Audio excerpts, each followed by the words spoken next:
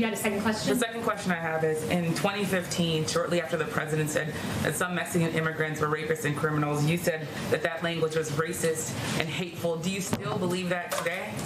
Well, I'm actually glad you asked that, because for about first 4 weeks of the election, I was watching CNN and I was naively believing some of the headlines that I saw on CNN. And reading headlines, that's fine. I just want to know if you also personally still believe that. I'm actually not going to read the headlines. So I very quickly came around and supported the president. In fact, CNN hired me. I was on many 8-on-1 panels where I proudly supported this president, who I believe is one of the best presidents, if not the best president this country will ever have.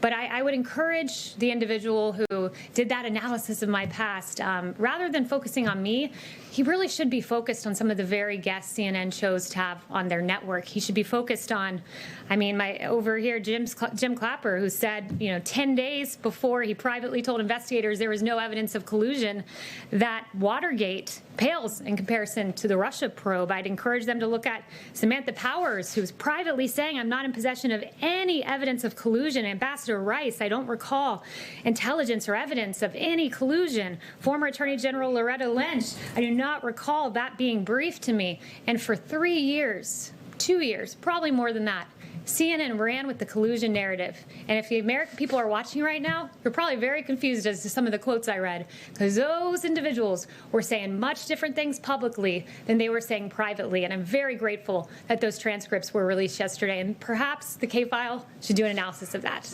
Yes, Ebony? Are you walking back those comments today at all, or do you stand by those comments that you made? I support this president. There is no questioning that. I'm so honored to work for him. And Ebony, next question.